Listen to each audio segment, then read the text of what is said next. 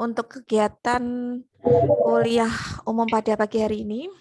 Assalamualaikum warahmatullahi wabarakatuh. Waalaikumsalam Bismillahirrahmanirrahim. warahmatullahi wabarakatuh. Yang kami hormati narasumber kami untuk kegiatan kuliah umum, beliau Ibu Wahyuni. Yang kami hormati Kaprodi Pendidikan Matematika Universitas Muria Kudus, beliau Bapak Dr. Sumaji SPD MPD. Yang kami hormati Bapak Ibu dosen Pendidikan Matematika Universitas Muria Kudus, dan yang kami sayangi dan banggakan seluruh peserta kegiatan kuliah umum Prodi Pendidikan Matematika Universitas Muria Kudus. Hadirin yang saya hormati, pertama-tama marilah kita ucapkan puji syukur kehadirat Allah Subhanahu wa taala dengan mengucapkan alhamdulillahirabbil atas limpahan rahmat, taufik, hidayah dan inayahnya, sehingga pada hari ini kita bisa berkumpul pada kegiatan kuliah umum Pendidikan Matematika Universitas Muria Kudus dengan tema sukses menjadi edupreneur. Meskipun dalam keadaan yang serba terbatas, kegiatan kuliah umum dapat dilaksanakan dan kita berdoa bersama Allah Subhanahu wa taala segera mengangkat musibah ini sehingga kita bisa beraktivitas kembali. Amin ya rabbal alamin. Sholawat serta salam selalu kita aturkan kepada junjungan Nabi kita, Nabi Muhammad SAW, yang kita tunggu syafaatnya di yaumul kiamah nanti. Amin. Tidak lupa kami ucapkan terima kasih kepada seluruh pihak yang mendukung kegiatan kuliah umum, sehingga kegiatan hari ini bisa berjalan dengan lancar. Selanjutnya, saya Safitri Wana Buliandari sebagai pembawa acara sekaligus sebagai moderator akan menyampaikan susunan acara pada pagi hari ini. Yang pertama adalah pembukaan, yang kedua sambutan dari Kaprodi Pendidikan Matematika, kemudian yang ketiga kegiatan inti pemaparan materi dari Ibu Wahyuni, kemudian yang keempat tanya jawab, yang kelima foto bersama, dan yang keenam penutup.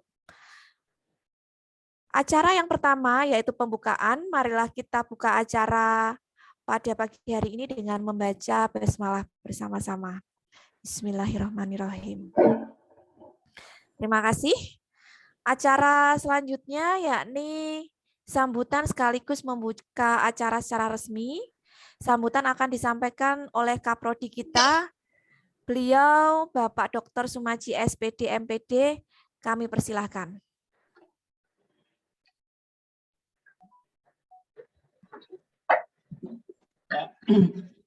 Terima kasih Safitri atas waktu yang diberikan. Assalamualaikum warahmatullahi wabarakatuh. Waalaikumsalam warahmatullahi wabarakatuh. Yang terhormat Ibu Wahyuni, ini merupakan produsen mainan dan alat peraga edukatif ya. Selaku pembicara dalam kuliah umum pada pagi hari ini. Kemudian yang saya hormati Bapak Ibu dosen Prodi Pendidikan Matematika, dan tidak lupa yang kami banggakan adik-adik mahasiswa, seluruh peserta kuliah umum.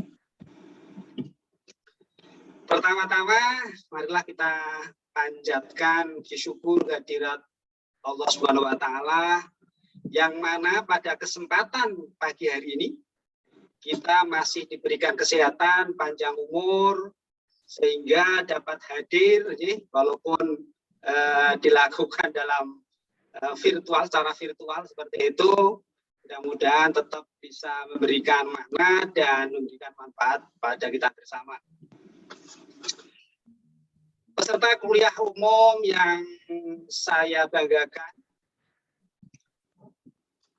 menurut hasil riset bahwa kesuksesan seseorang itu 80% itu dipengaruhi oleh EQ atau emotional quotient.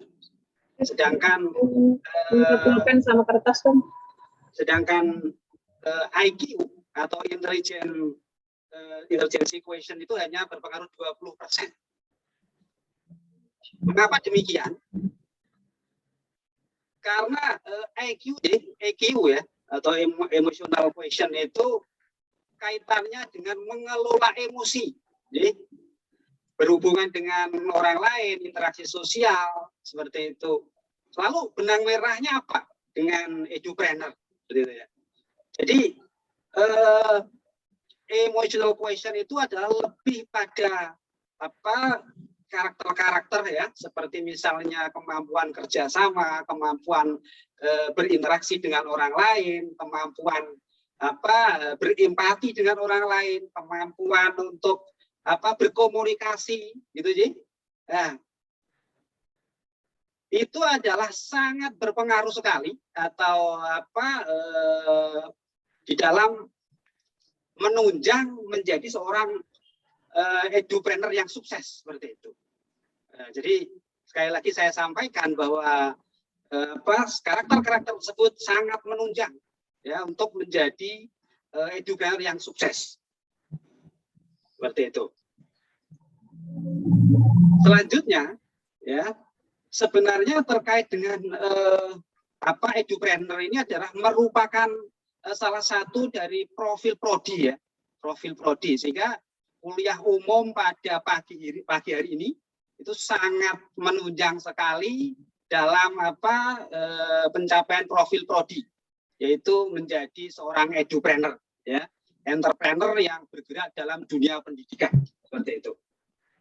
Sebenarnya dalam MBKM, di kurikulum MBKM Merdeka Belajar itu untuk menunjang profil prodi ya, yang terkait dengan edupreneur itu sudah ada beberapa mata kuliah ya, mata kuliah yang terkait dengan edupreneur. Jadi, kemudian di mata kuliah yang lain, ya, keterampilan wajib itu juga ada mata kuliah kewirausahaan. Harapannya apa? Bahwa teman-teman nanti ya setelah lulus itu harapannya adalah tidak hanya sekedar mengembangkan pembelajaran di kelas, ya, tetapi bisa membaca peluang,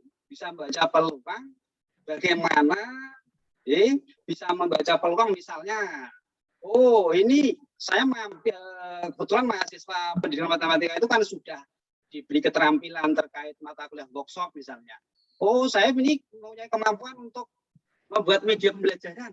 Sekarang ini banyak dibutuhkan. Oh, bagaimana saya mengembangkannya ini? Nah, seperti itu. Jadi nanti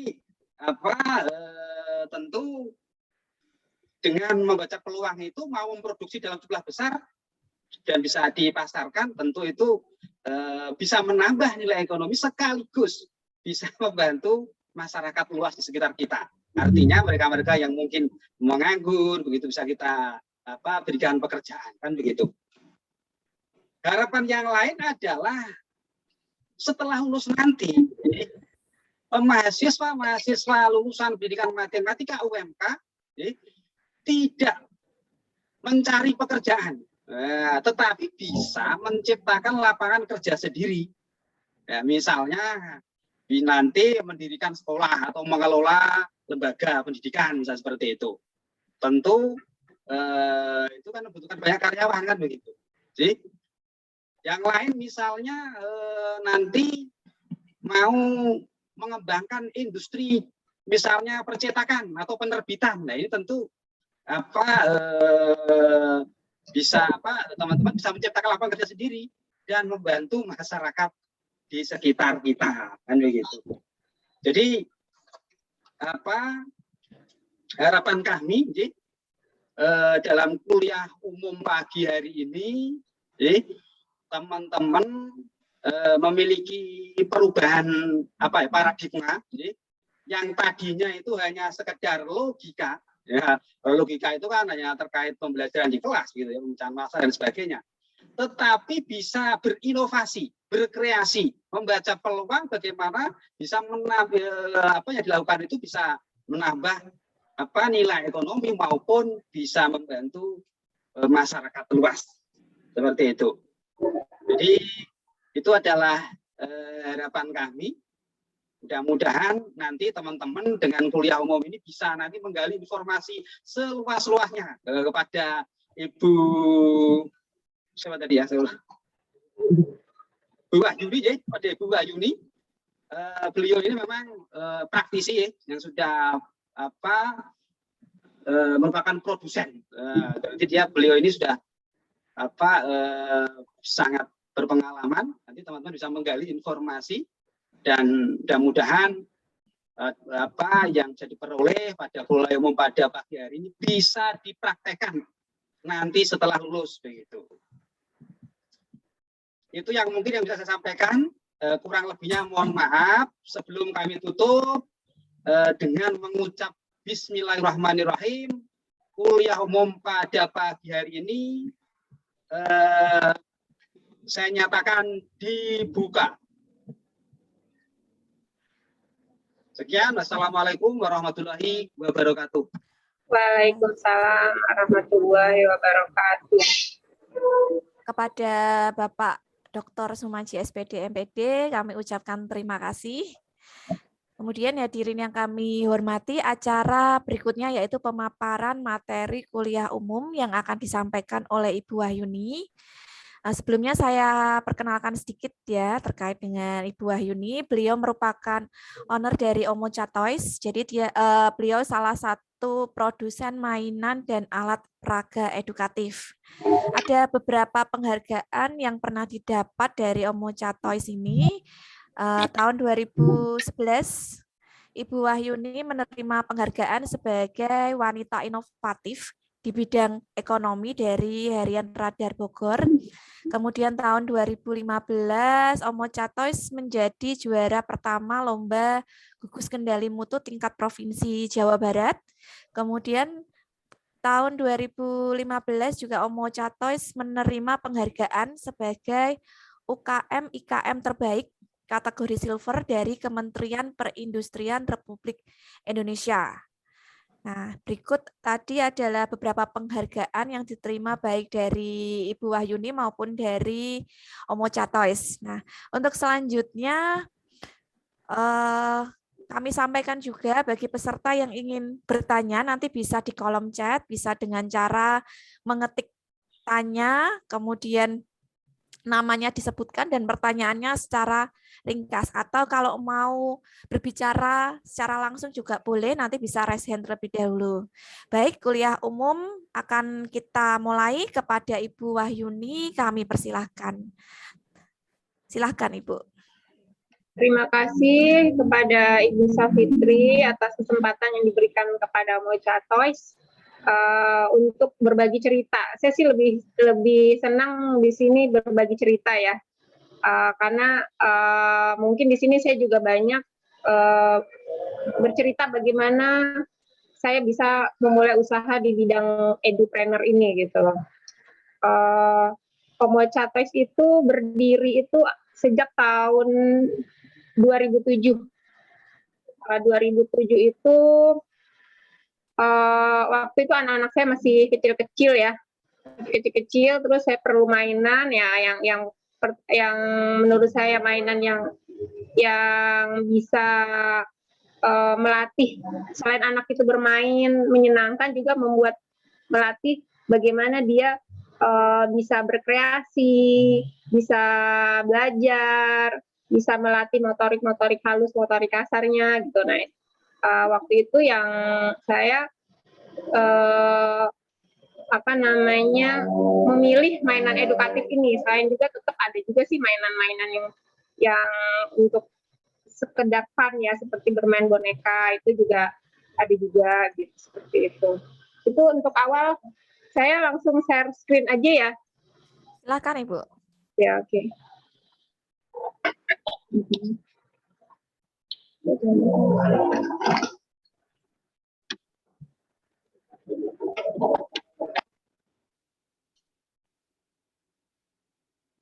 Ini sebelumnya saya mau tanya, ini mahasiswanya jurusan matematika ya? Iya Ibu, jurusan pendidikan matematika, jadi calon guru matematika. Oh, aduh, itu guru favorit saya dulu waktu sekolah. Pelajaran yang termasuk saya favorit itu dulu tuh pelajaran matematika, karena menurut saya tuh matematika itu pelajaran yang menantang gitu loh. Jarang-jarang ada yang suka matematika, Ibu. Ya, makanya sih juga orang kok nggak suka matematika, saya juga bingung. Padahal kan matematika itu kan jawabannya pasti ya. Iya. Kalau nggak salah pasti benar gitu. Kalau pelajaran lain kan kadang-kadang masih perlu analisa-analisa. Iya, betul. Kalau matematika itu kan jawabannya kalau nggak satu ya dua. Jadi nggak perlu banyak berdebat gitu. Iya. Ya ini saya ini berapa Sudah mahasiswa ya? sudah terlihat Ibu, ini yang masuk sudah 91 mahasiswa. Dari semester 1 sampai berarti semester 7 ya. Oh, berarti banyak ya ininya ya. Oh, Ya. saya pikir hanya semester akhir gitu loh. Berarti dari semester awal sudah bergabung ya. Iya, kebetulan mata kuliah yang menyangkut dengan edupreneur ini sudah ada Ibu, seperti workshop pendidikan matematika itu juga membuat alat peraga. Itu juga sebagian besar mahasiswa sudah paham tentang pembuatan alat peraga, tapi mereka itu kesulitan ketika bagaimana ini alatnya ini mau diapain atau mau dijual seperti apa. Jadi proses manajemen keuangannya, kemudian promosinya bagaimana, itu mahasiswa yang kadang-kadang suka bingung masih. Oh, ya. Nanti. Di tempat saya juga ada beberapa mahasiswa magang ya. Juga mereka tuh bikin sebagian besar sih desain ya, jurusan desain. Matematika malah saya belum pernah ketemu. Saya pikir matematika itu nggak ada hubungannya dengan entrepreneur loh. Saya pikir cukup jadi guru aja. Gitu. Itu dulu Bu. Kalau sekarang kan kita harus berupaya supaya nggak hanya jadi guru, punya kegiatan-kegiatan lain yang bisa membantu orang lain juga, Ibu. Iya, betul. Iya. Karena tuntutannya sekarang berbeda dengan yang dulu. Kalau di UMK itu ada semboyannya, Ibu, santun dan berwirausaha, berjiwa wirausaha. Oh iya, oke. Terutama di poin berjiwa wirausahanya itu. Ya. Jadi kita memang mau mengembangkan ke arah wirausaha untuk mahasiswa dari prodi kami. Oh iya betul. Wirausaha untuk di kepala saya ya, wirausaha untuk guru matematika yang berbasic matematika itu ya jadi guru privat. Kalau itu sudah pasti, Bu. Atau punya tempat nanti kalau jadi pengusahanya nanti seperti punya ruang guru atau seperti punya Nurul Fikri ya. Kita sebutnya ada beberapa branding atau seperti ya pokoknya tempat-tempat les. Pikiran saya hanya ke situ, ternyata juga banyak ya peluang lain gitu ya. Iya, Oke, Ibu. Ini kita lanjut saya cerita dulu ya tentang Omocha Toys ya. Boleh Ibu, silakan. Oke. Omocha Toys itu dari nama dulu ya saya kenalin. Omocha itu artinya mainan dalam bahasa Jepang. Omocha karena saya termasuk yang suka Jepang ya. Jadi saya pakai bahasa Jepang tuh tulisannya Omocha gitu. Dan satu lagi sejarahnya adalah mainan edukatif ini pertama kali saya dapatkan itu adalah dari orang Jepang yang tinggal di Indonesia. Jadi dia tinggal di Indonesia, kerja di Indonesia, setelah masa kontraknya selesai, itu mainan-mainan anak-anaknya tuh dia nggak bawa ke negaranya, dikasih ke anak saya gitu. Nah dari situ saya tahu awalnya tentang mainan ini, terus setelah saya lihat anak-anak saya bermain dengan asiknya, saya berpikir untuk menjadikan mainan ini bisnis gitu. Karena tahun 2005-2006 itu dulu tuh di Indonesia itu masih susah dapetin mainan edukatif seperti yang terbuat dari kayu ini. Setelah kita cerita tentang kenapa namanya Omocha, saya lanjut ya latar belakang usaha. Nah, seperti tadi saya ceritakan, mengapa saya memilih berbisnis di bidang alat peraga mainan ini. Awalnya memang untuk anak saya sendiri. Terus saya lihat juga waktu saya mencari produk mainan edukatif yang berbahan baku kayu ini tahun 2006 itu masih sulit. Nah dari situ terpikir di kepala saya, wah mungkin ibu-ibu muda yang seperti saya ini pun yang butuh mainan seperti ini mungkin cukup banyak di Indonesia gitu loh.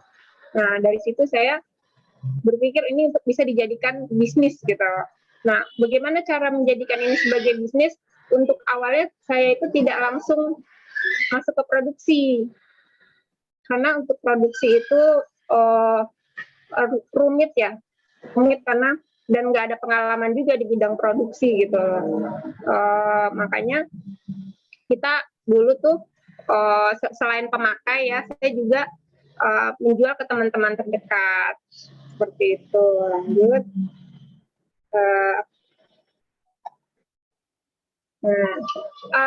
Di sini pasar utamanya Omochatos itu apa sih gitu?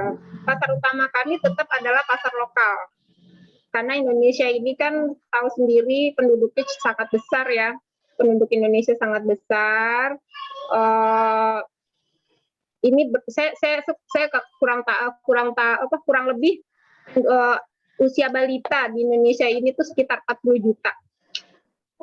Tapi data terbaru saya belum dapat, tapi kurang lebih segitu. Nah itu pasar itu kita garap itu luar biasa sekali, dan nggak hanya pengusaha lokal yang membidik pasar-pasar anak di Indonesia, perusahaan-perusahaan luar pun sangat tertarik dengan pasar anak-anak di Indonesia ini. Ini terbukti dari sangat banyaknya produk-produk impor masuk ke Indonesia. Sementara kita sendiri yang lokal seperti tenggelam gitu loh, dengan banyaknya produk-produk luar masuk ke Indonesia. Dari sini itu salah satu membuat saya terutama Omochatos semangat untuk bisa mengisi pasar-pasar mainan di Indonesia ini. Terus kita jualnya di mana aja gitu. Pertama kita jualnya itu adalah, kalau awal sekali saya usaha ya pasar saya adalah orang sekitar saya, tetangga-tetangga, terus saudara-saudara. Terus setelah itu mulai ke coba cari tempat yang ramai, yang mudah dikunjungi ibu-ibu rumah tangga atau guru-guru TK gitu yang butuh mainan ini. Setelah itu saya tahun 2007 itu mulai jualan online. Dulu itu belum ada tuh yang marketplace seperti Shopee sekarang atau Tokopedia. Tapi kita tuh sudah mulai jualan online melalui website kami sendiri. Ya, sekarang ini sejak pandemi ini kami mulai berjualan melalui marketplace seperti Shopee, Blibli, Lazada, dan lain-lain. Kami juga untuk TK-TK sekitar wilayah Bogor ya, atau wilayah lain kami juga supply. Kami juga secara offline juga kita masuk ke toko-toko mainan seperti Gramedia, Book and Beyond, dan beberapa toko-toko mainan yang ada di sekitar Jabodetabek. Kita juga masuk ke seperti Mr. DIY ya, DIY, di Mr. DIY. Terus kita juga masuk ke pasar-pasar modern seperti Transmart, terus atau beberapa toko modern lainnya di Indonesia.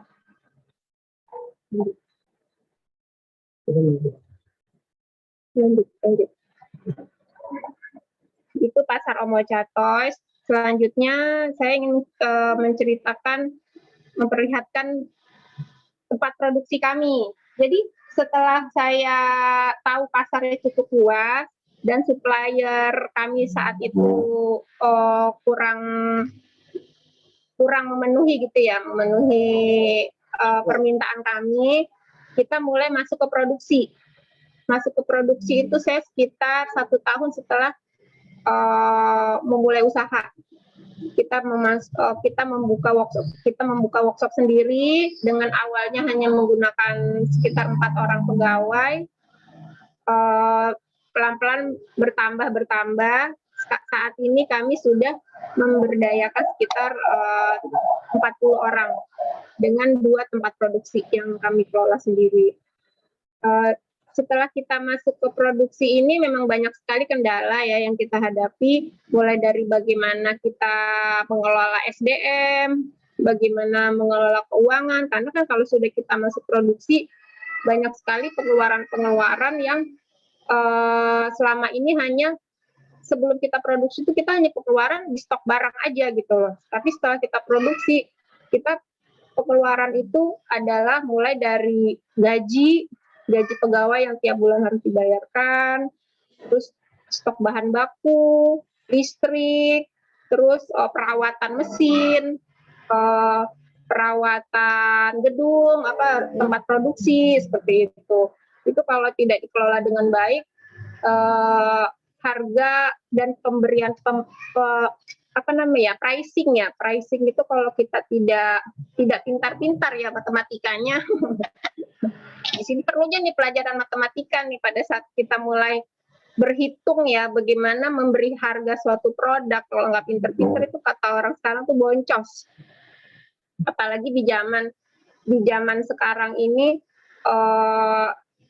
barang-barang impor masuk yang harganya murah-murah itu kalau kita nggak hati-hati berhitung itu bisa uang banyak masuk tapi habis aja gitu karena ternyata untung kita tuh nggak sebanding dengan pengeluaran kita gitu loh. Nah itu harus benar-benar teliti dalam pemberian harga. Selanjutnya produk-produk Omocha itu apa aja sih gitu. Produk Omocha itu seperti tadi saya ceritakan, produk kami itu adalah mainan yang berbahan baku utamanya adalah kayu. Produk kita tuh macam-macam, ada berupa puzzle ya. Mungkin teman-teman semua waktu TK udah tahu ya puzzle itu seperti apa. Itu adalah keping-keping bentuk yang dipotong-potong nanti disusun kembali. Nah ini sebenarnya permainan yang sangat umum sebenarnya. Jadi orang-orang tuh banyak tahu tuh mainan edukatif itu puzzle gitu. Kalau orang umum ya, mereka menganggap mainan edukatif itu hanya puzzle, padahal mainan edukatif itu nggak hanya puzzle. Tapi karena umumnya masih banyak yang tahu itu puzzle, jadi termasuk nih produk best seller kami itu puzzle. Terus ada satu lagi balok. Kenapa kita bilang balok? Karena memang terbuat dari kayu-kayu balok-balok kecil itu. Bentuk-bentuknya itu bentuk geometri, segi 3, segi 4, bulat, setengah lingkaran. Nah, itu nanti yang disusun-susun anak untuk menjadi suatu bentuk bangunan, bisa bentuk jembatan, bisa bentuk kapal, bisa bentuk kalau anak saya tuh bisa bikin menara gitu loh. Terus ada juga permainan bongkar pasang itu seperti kereta api, bentuknya awalnya kereta api, nanti dibongkar pasang, dibongkar lagi, dipasang lagi gitu. Jadi emang permainan yang menstimulasi rasa ingin tahu anak gitu loh. Terus menstimulasi bagaimana anak itu mau berpikir gitu, berpikir kreatif, terus menggerakkan jari-jari tangannya, itu kan motorik halus ya. Karena saat ini kan anak-anak itu terutama sejak pandemi ini kan selalu gadget ya. Anak-anak selalu bermain gadget sehingga tangannya itu tidak terlatih untuk menggenggam, untuk meraba gitu kan. Padahal itu penting untuk melatih sensor-sensor di badan anak gitu. Masih banyak lagi mainan yang lainnya yang kita punya, yang utamanya itu adalah memang untuk selain bermain juga untuk belajar macam-macam, belajar angka, belajar huruf, mengenal huruf hijaiyah, mengenal huruf alfabet, itu ada juga yang untuk belajar berhitung seperti itu. Nah saat ini produk Omocha itu sudah lebih dari 500 item karena kita memang sudah hampir 14 tahun ya usaha sedari 2007. 14 tahun ya benar. Lanjut. Nah ini contoh-contoh produknya ya. Tadi saya ceritakan, ada yang tadi saya bilang balok-balok, ada yang yang puzzle, ada yang seperti kawat itu namanya wire game tuh. Nah itu untuk melatih motorik halus tangan, motorik tangannya, jadi tangannya lentur, jadi begitu belajar menulis itu sudah tidak kaku. Selain untuk belajar menulis juga untuk melatih kelenturan melatih motorik halus tangan anak-anak. Nah ini tadi seperti yang diceritakan, setelah kita berusaha ini memang tidak mudah ya. Kita memulai itu dengan bisa dibilang itu ya mulai dari merangkak mulai berjalan, mulai berdiri, mulai bisa sekarang sedikit berlari gitu ya. Itu semuanya itu tidak mudah dan alhamdulillah perjuangan kami ini dihargai dihargai sedikit ya. Untuk kami terima kasih ya sudah dihargai ya, untuk sebagai penyemangat kami untuk berusaha lebih baik lagi. Nah, lokasi kami di Bogor. Nanti kalau untuk teman-teman yang mau bermain ke sini, mau studi banding, silakan datang. Atau mau lihat-lihat, kalau nggak sempat datang ya bisa lihat website kita, namanya omocatoys.com. Di sana saya banyak bercerita juga bagaimana kami memulai usaha, bagaimana kami memasarkan produk ini gitu.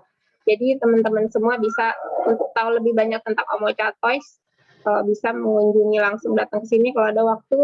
Kalau tidak bisa ya bisa lihat-lihat website kami. Instagramnya juga ada, kalau ada waktu ya bisa di follow. Karena saya lumayan rajin ya update-update kegiatan kita di Instagram. Jadi teman-teman bisa lihat-lihat juga produk-produk kami. Nah, kita juga ada YouTube. Nah, di YouTube itu namanya Produsen Mainan. Di YouTube itu sebagian besar itu adalah bercerita tentang kegiatan-kegiatan hari-hari kami. Jadi bisa juga, semoga juga sedikit banyaknya menginspirasi teman-teman semua yang saya merasakan bagaimana dulu saat saya masih kuliah ya, masih menghayal jadi apakah aku nanti setelah lulus yang gitu ya. Malah saya dulu termasuk tamat kuliah itu saya takut lulus loh dulu. Saya itu termasuk dulu yang semester akhir itu, aduh gue nanti lulus gimana ya, nanti cari kerja susah nggak ya kayak gitu. Tapi sekarang kan kita sudah diberi pengetahuan ya oleh sekolah, oleh kampus, dan dari motivator-motivator di internet banyak sekali bagaimana usaha bekerja itu tidak hanya menjadi pegawai, bekerja itu tidak hanya melamar pekerjaan, bagaimana kita mahasiswa Indonesia yang cerdas-cerdas, yang saat ini sangat potensial ya. Penduduk Indonesia tuh 270 juta. Kita garap sendiri itu luar biasa pasarnya gitu loh. Pasar anak-anak aja cukup membuat kita kewalahan. Belum pasar-pasar yang lain, bisa juga ya pasar-pasar misalnya les. Anak-anak saya sekarang juga biarpun belajar online tetap aja maunya ada tambahan pelajaran. Itu juga peluang untuk kalian bisa berusaha gitu loh. Karena matematika ini termasuk pelajaran yang itu tadi, saya biarpun banyak orang yang takut, saya termasuk yang senang gitu loh. Nah, orang yang takut ini gimana mereka tidak takut dengan matematika ya guru-gurunya ya seperti kalian-kalian ini membuat matematika itu pelajaran yang menyenangkan gitu loh. Itu peluang tuh, peluang usaha, usahanya adalah bikin matematika itu disenangi oleh anak-anak. Wah keren tuh, gimana caranya tuh saya nggak tahu tuh. Kalau saya emang suka tantangan ya, saya tuh suka tantangan, jadi buat saya pelajaran yang menyenangkan ya matematika, karena matematika itu penuh tantangan gitu loh. Dan jawabannya udah pasti bener atau salah, itu kan asik tuh. Karena buat saya jawabannya abu-abu itu bikin kesel gitu loh, kok jawaban nggak jelas sih, ngambang gitu kan. Tapi matematika itu nggak ada yang ngambang kan, matematika itu jawabannya kalau nggak A, B, kalau nggak 1 ya 0 gitu ya. Nah itu yang menarik dari matematika. Ini peluang usaha di bidang matematika ini keren banget loh. Saya itu inget ya, ini di luar mainan ya, sharing ya. Di luar mainan, saya itu dari masih SMP itu udah ngajarin anak tetangga matematika. Dapat duit sih, tapi saya seneng. Terus udah kuliah pun saya juga ngajarin, karena saya anak terakhir ya, gak punya adik. Jadi sasaran saya itu anak tetangga. Kalau datang ke rumah saya ajarin matematika. Terus setelah kuliah, saya ingat setelah saya kuliah, pekerjaan pertama saya bukan jadi pegawai apa-apa, saya jadi guru. Ya, saya jadi guru di SMP Angkasa namanya, 3 bulan. Itu seru banget, saya jadi guru SMP, murid-muridnya seru-seru. Sekolahnya itu dekat kampus saya. Saya kan dari Sekolah Tinggi Teknologi Dirgantara ya, kampus saya itu sama SMP itu deket, jadi ada temen yang nawarin mau jadi guru nggak? Oh mau, mumpung baru lulus gitu. Itu seru banget, saya jadi guru selama 3 bulan. Setelah itu baru bekerja di tempat yang berhubungan dengan pendidikan saya. Jadi emang matematika ini keren banget. Bisa selain bisa jadi guru, bisa jadi untuk macam-macam peluang usaha. Demikian. Ada lagi nggak ya ceritanya nih, apa ya ini penjualan offline?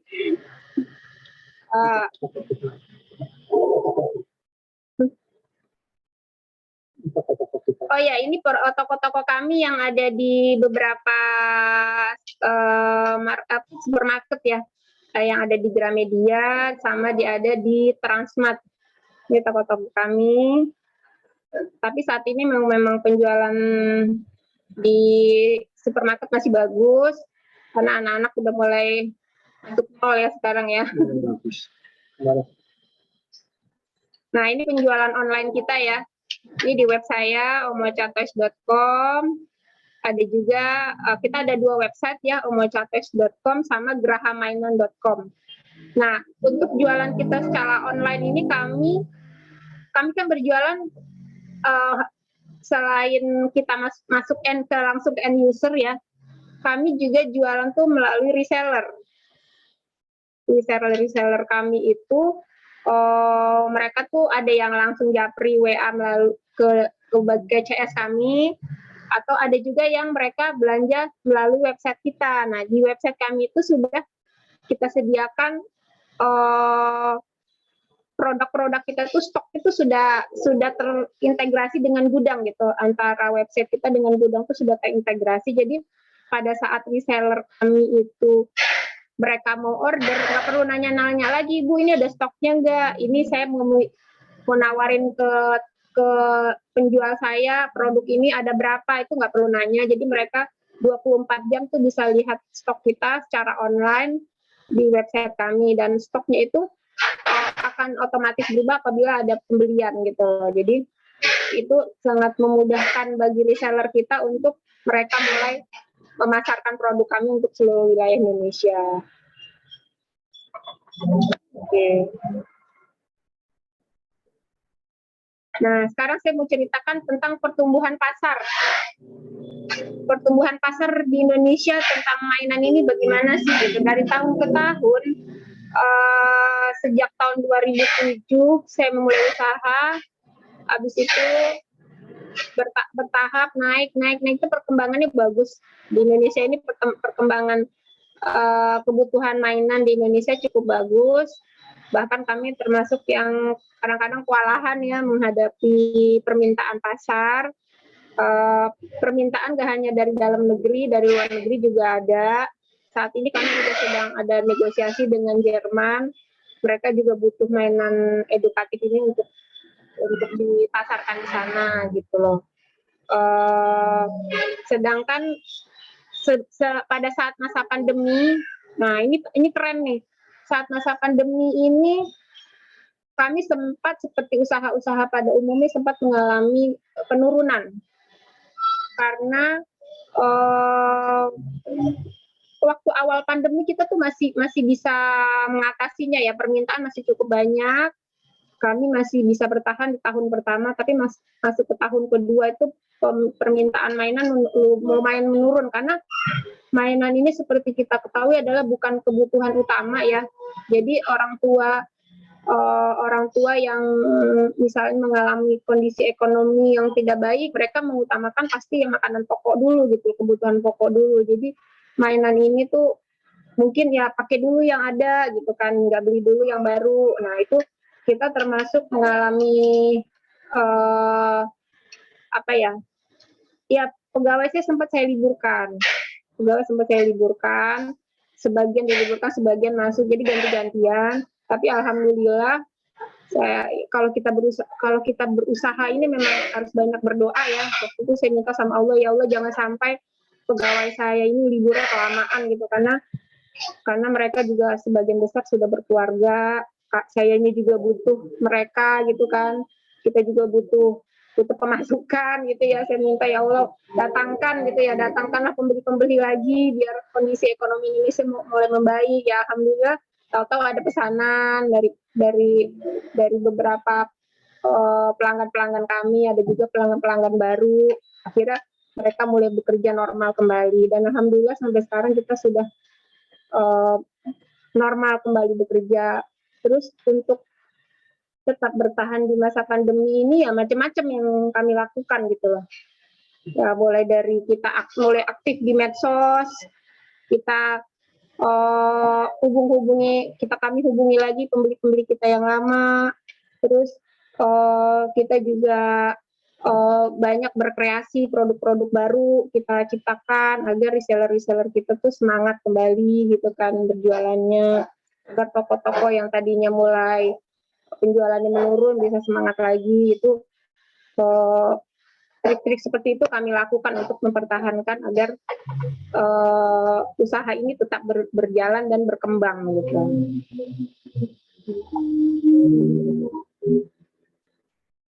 Nah, ini terakhir ya. Terakhir ini saya memaparkan bagaimana kondisi analisa kondisi, dan sebagai penutup, Omocha sudah tadi seperti saya jelaskan, kami berjualan tidak hanya langsung ke end user juga, kami juga mempunyai reseller, dan alhamdulillah reseller kami sudah tersebar di beberapa wilayah Indonesia. Kami juga sudah mempunyai pelanggan-pelanggan loyal, dan semoga kami berusaha mereka agar selalu repeat order gitu kan. Saat ini kita brand juga alhamdulillah di kalangan pelaku usaha bidang mainan edukatif, Omocha Toys sudah cukup dikenal, dan kami juga sudah memiliki SNI, Standar Nasional Indonesia untuk Mainan, sejak tahun 2014. Dan kami selalu memperbaharui sertifikat ini tiap tahun, dan alhamdulillah produk kami itu tidak lulus, selalu lulus untuk pada saat pengetesan SNI ini. Nah, saat ini tema kami adalah meningkatkan kapasitas produksi karena permintaan dalam negeri dan beberapa daerah luar juga mulai meningkat. Dan untuk peningkatan kapasitas produksi ini ya tadinya workshop kami mulai cuma 1, sekarang sudah ada 2 tempat produksi. Bagaimana SDM kita bisa bekerja dengan efektif. Kita ingin menghasilkan produk yang kualitas bagus tapi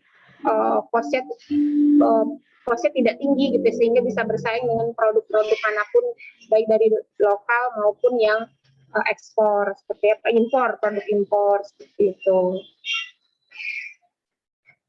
Ya, demikian pemaparan dari saya.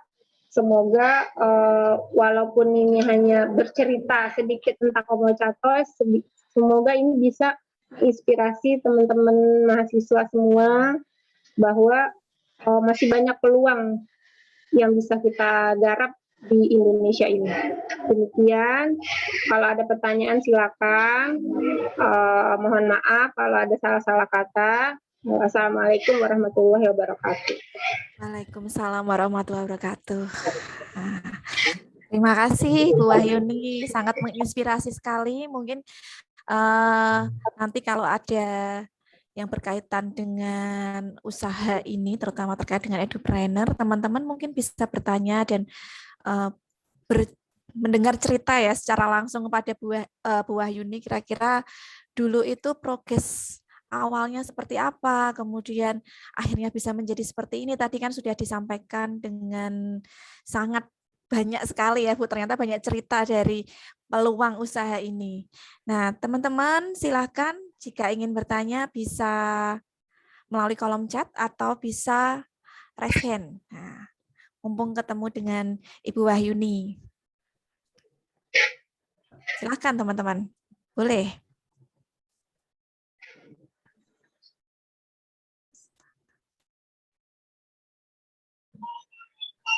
Ada yang mau bertanya? Silakan.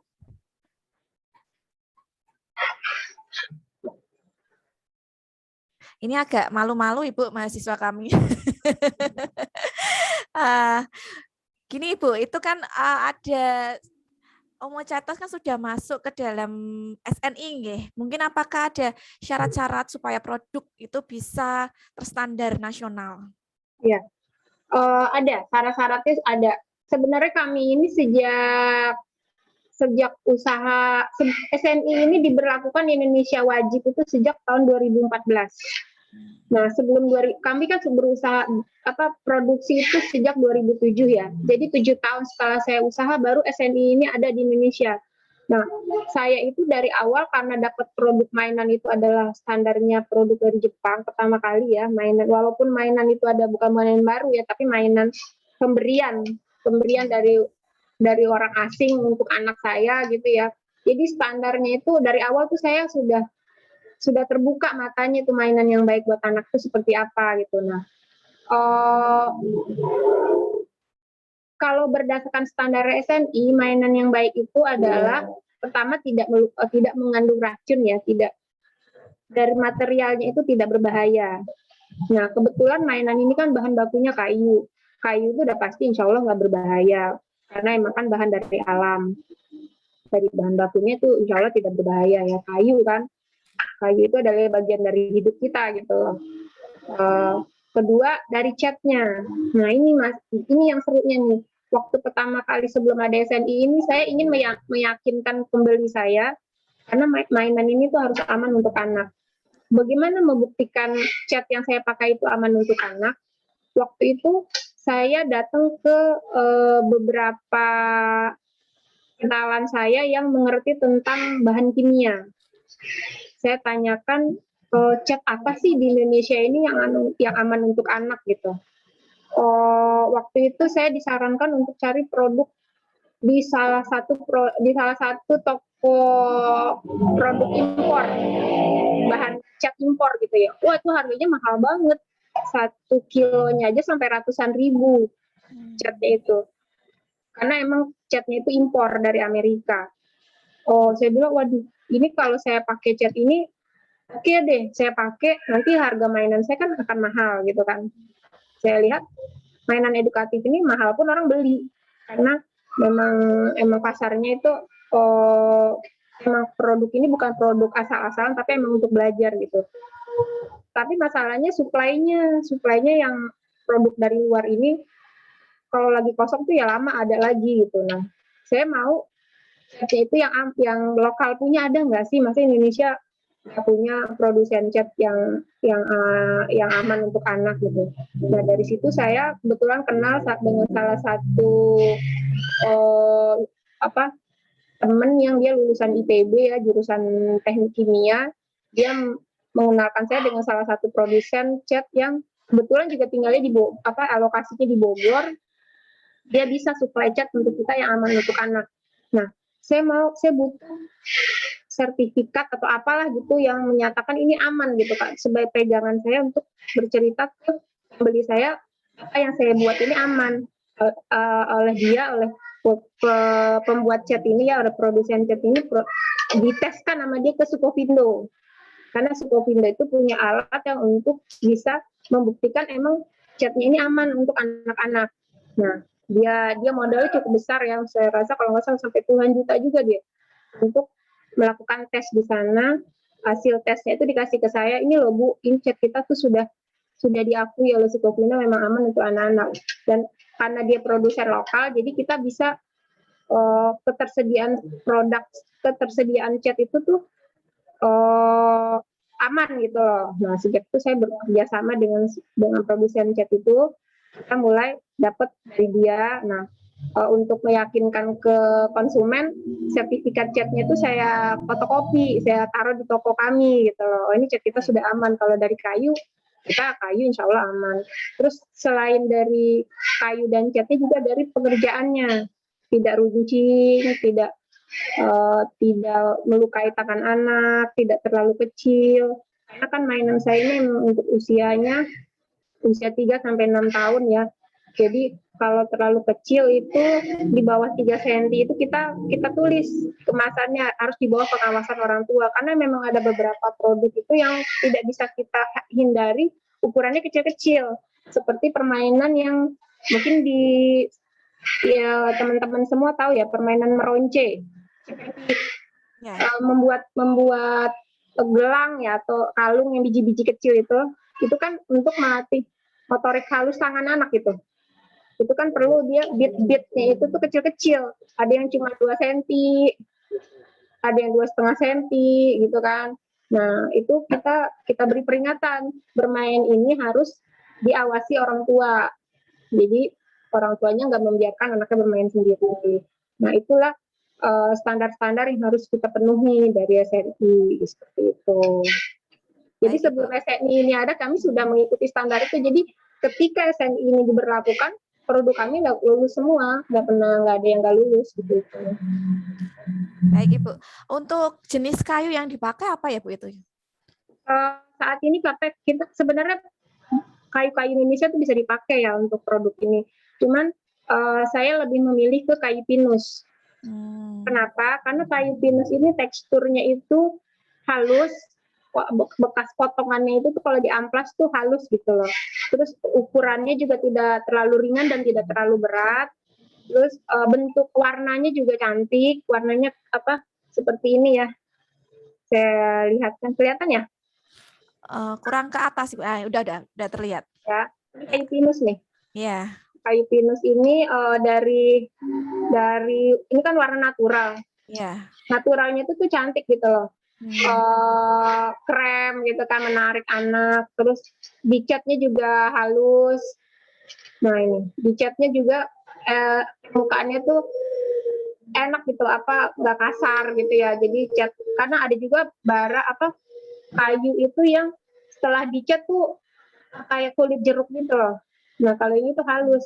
Terus juga kalau dibor seperti ini, dilobangin, itu bekas borannya tuh nggak, dalamnya tuh nggak grebes-grebes gitu. Kan ada model yang agak pecah-pecah gitu ya, Bu ya? Nah, ya itu tuh kayu-kayu seperti itu juga kita nggak pakai. Ada juga, dan satu lagi ini kayu pinus ini di Indonesia suplainya mudah, karena ini bukan kayu yang ya termasuk kayu yang dilindungi sih ya.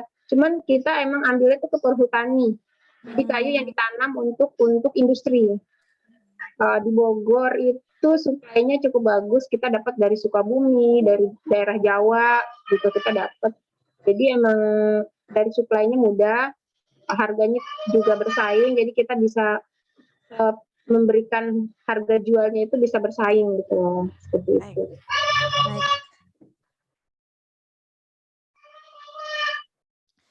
Ada yang mau bertanya, silakan teman-teman, nggak apa-apa, terutama yang dapat mata kuliah workshop ini ya.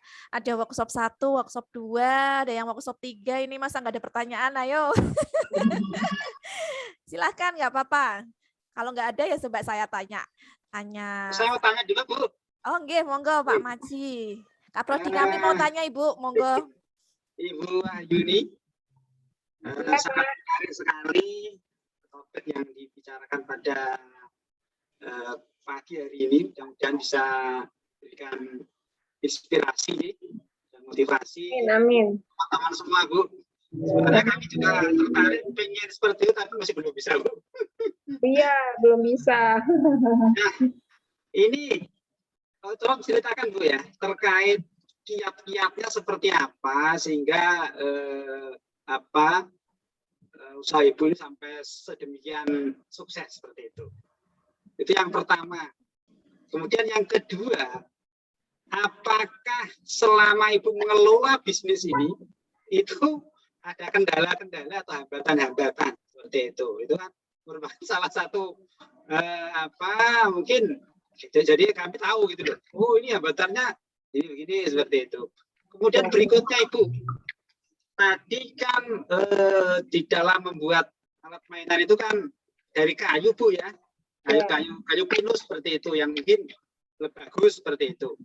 Apakah dalam proses pembuatannya itu dikerjakan secara khusus, mungkin tukang kayu secara khusus begitu, atau pesan dari pabrik begitu, Bu? Ini sebagai kami ada gambaran gitu, Bu. Terima kasih Bu Ayuni. Oke, terima kasih Pak Sumaji. Wah, ini yang nanya Pak Dokter ini ya. Semoga jawaban saya nggak disalahin ya. Enggak, Bu, ini saya belum. Ya, ini kita berbagi cerita ya Pak ya. Kalau selama saya memulai usaha ini, kiatnya apa sih gitu loh. Kiat pertama itu ya Yang paling sulit sebenarnya memulai usaha itu adalah memulai ya. Karena orang tuh kalau mau usaha itu mikir, udah mau usaha apa ya? Terus ntar laku nggak ya? Banyak saingannya nggak ya? Terus ntar rugi nggak ya? Biasanya gitu ya. Itu cerita awalnya biasanya begitu. Tapi kita mulai dulu saja. Setelah kita memulai nanti akan ketemu masalah. Nah, setelah kita bertemu masalah itu disitulah kita memecahkannya. Kalau di saya itu kita coba-coba sih sebenarnya Pak ya. Kita apapun masalah yang kita hadapi ya kita hadapi aja gitu. Kiatnya ya pantang menyerah sih ya. Pantang menyerah, terus berusaha maju terus, banyak berdoa sih Pak. Karena kita minta kita ke depan itu mau jadinya seperti apa kan kita nggak tahu ya. Terus untuk khusus di bidang mainan ini kiat kami karena awalnya kita memang berjualan ya. Nah ini juga saya teman-teman semua kalau mau memulai usaha ya coba dulu berjualannya karena emang itu ujung tombak sebuah usaha itu adalah pemasaran. Kalau kita belum tahu pasarnya, jangan coba-coba stok produknya gitu loh. Jadi gini, ada dua kategori sebenarnya. Kalau kita punya modal banyak, boleh kita cari dulu produknya baru pasarkan. Kalau kita punya modal banyak. Tapi kalau kita modalnya terbatas, kita cari dulu marketnya, pasarnya, baru kita jual barangnya gitu loh. Nah itu. Jadi saya ini termasuk yang orang yang modal saya sedikit waktu itu ya. Jadi saya itu dulu awalnya sekali itu pokoknya usaha dulu, kalau nggak laku ya buat anak saya gitu loh. Buat tetangga saya, buat ponakan saya. Nah tapi alhamdulillah ternyata diterima oleh pasar. Ya, diterima oleh pasar. Yang tadinya belanjanya cuma 2 dus, lanjut 3 dus, 5 dus, sampai akhirnya jadi gudang 2 rumah gitu penuh dengan barang. Dan alhamdulillah sekarang kita ada gudang khusus sendiri gitu kan. Nah itu dimulai dari 2 dus itu Pak. Dimulai dari 2 dus dan itu pelan-pelan dan intinya sih usaha itu judulnya tidak mudah menyerah karena setahun pertama itu memang kita harus berjuang bener ya. Saya ingat setahun pertama itu untuk HP aja saya itu 1 HP pakai berdua dengan suami.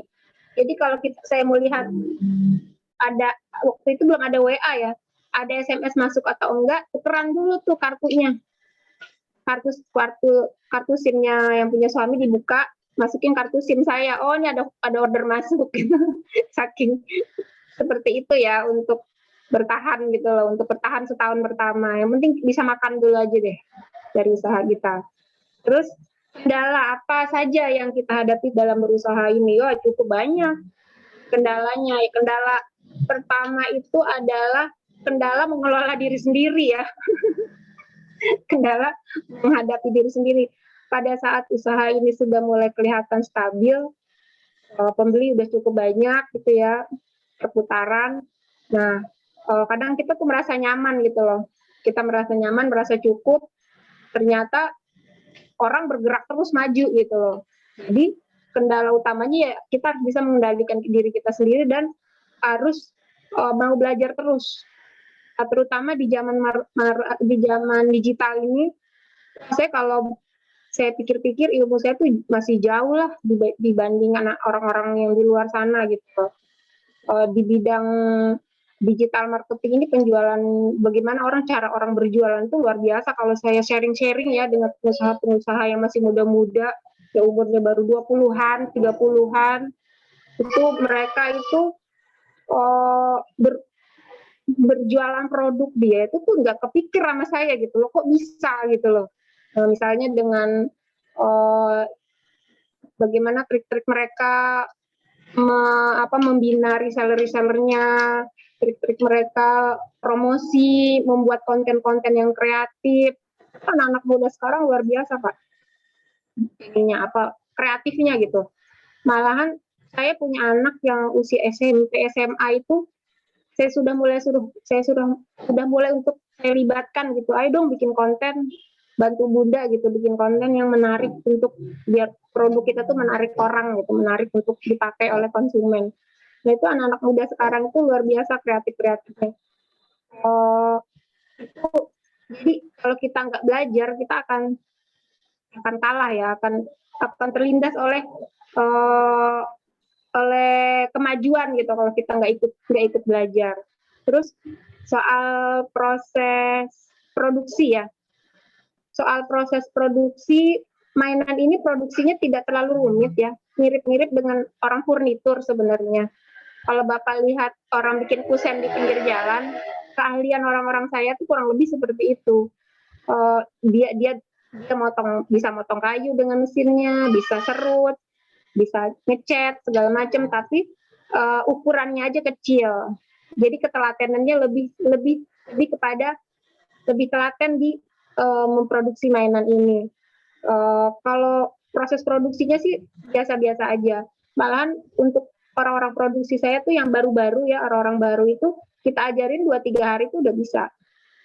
Jadi kalau di tempat kami kan ada yang ahlinya 1-2 orang gitu ya, kita angkat jadi kepala produksi. Jadi dia nanti itu yang ngajarin, yang mengawasi produksi, nanti dia ngerti tuh triknya kalau misalnya bikin kereta api apa dulu yang dibikin. Nah itu tuh ngajarin orang baru tuh nggak lama, 2-3 hari tuh udah bisa. Yang penting dia berani pegang mesin, terus diawasi untuk awal-awal. Jadi nggak ada yang ini Pak, nggak ada yang istimewa. Cuman memang kalau di finishingnya saya agak cerewet di finishing, karena kan mainan ini kan memang untuk anak-anak ya, dan produk kita tuh setiap tahun tuh ada tes, ada diuji SNI kan. Jadi saya selalu cerewet kalau di bidang untuk finishingnya tuh maksudnya ngecatnya gitu loh. Jadi yang namanya produk itu boleh dicat kalau kayunya sudah diamplas sekian kehalusannya gitu kan, baru boleh dicat. Kalau misalnya belum halus nggak boleh dicat. Nah itu harus memang diulang-ulang ngomongnya.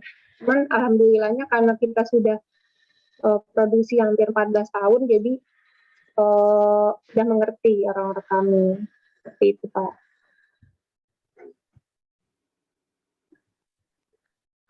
Baik Ibu. Begitu Pak Manji, mungkin ada yang mau ditanyakan lagi? Terima kasih Ibu Wahyuni atas jawabannya, sangat sekali Bu. Jadi Oke, ini ada yang bertanya Ibu dari mahasiswa kami semester 5. Perkenalkan, saya Dwi Damayanti. Izin bertanya, dalam suatu usaha seringkali pasang surut pembeli itu sudah pasti ya Bu ya. Iya. Jadi banyak kompetitor yang mempunyai usaha sejenis. Apalagi untuk usaha mainan juga sudah banyak. Dan hal itu membuat penjualan produk kita menurun yang menyebabkan kerugian. Bagaimana cara kita bisa bangkit dan tetap kokoh dalam berbisnis? Oke. Ya, itu lumrah ya. Namanya usaha kadang seperti pertanyaan mirip-mirip seperti pertanyaan Pak Sumaji tadi, kendalanya apa ya? Ya emang itu tadi, kendalanya kadang penjualan kita menurun, terus belum lagi kompetitor baru muncul yang mungkin dengan trik-triknya yang menarik gitu kan. Bagaimana kami sebagai pengusaha yang sudah berjalan itu menghadapinya. Untuk menghadapi itu kami yaitu tadi tetap terus belajar. Kita lihat pasar seperti apa saat ini. Saat ini tren produk apa yang sedang diminati oleh masyarakat. Itu kita pelajari. Jangan sampai kita merasa yang paling bagus sendiri gitu loh. Nah, itu kami pelajari, terus kita juga lihat harga di pasaran seperti apa. Kalau seandainya harga pasar itu terlalu rendah, kita nggak ikutan perang harga. Tapi kalau masih bisa kita ikuti, ada produk-produk tertentu yang memang kita ikutin, itu produk itu jadi kita adu lah gitu loh. Boleh lah lo, kalau kamu mau harga sekian, aku juga bisa, karena kita tahu HPP-nya sekian gitu, masih ada untungnya ya masih kita garap. Tapi kalau sudah terlalu rendah sampai tidak ada untungnya, itu kita nggak ikutin.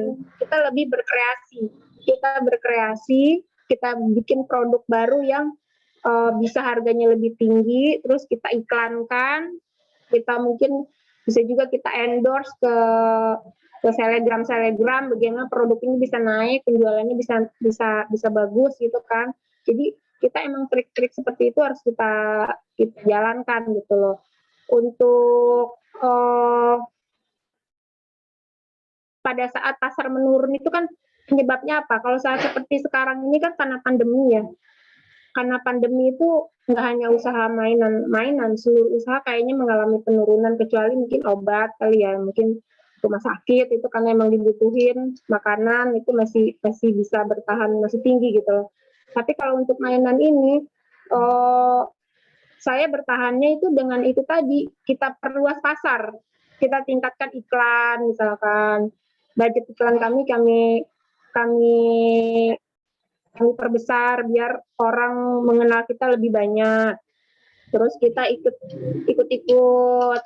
komunitas-komunitas biar kita dikenal juga oleh sesama usaha juga. Kadang kita saling support loh. Ada yang tadinya usahanya, misalnya kayak kemarin tuh ada teman saya, dia itu usaha di bidang makanan. Melihat produk saya banyak mainannya, jadi dia berpikir, oh kalau gitu boleh nggak Bu Yuni, saya beli produk Bu Yuni, nanti saya bundling dengan produk saya gitu. Nah, itu makanan kan sekarang lagi in ya, orang pasti butuh makan gitu. Nah, bagaimana dia juga ingin meningkatkan penjualan dia dengan menambah produk. Misalnya kalau beli produk dia 2 macam, nanti dapat bonus mainan seperti itu. Tadinya jadi meningkatkan penjualan dia juga produk saya juga ikut berputar seperti itu. Jadi kita bersama pengusaha juga saling kerjasama. Terus teman-teman yang lain, ada teman saya yang bisnisnya di bidang, misalnya bikin boneka itu kan nanti bisa juga dia menjualkan produk kami ya seperti itu. Jadi kita emang saling kerjasama dengan sesama pengusaha agar bisa produk kita sama-sama naik gitu loh. Ya demikian cara-caranya. Baik Ibu, terima kasih. Mbak Dwi gimana? Sudah cukup ya dari Bu Wahyuni tadi ya.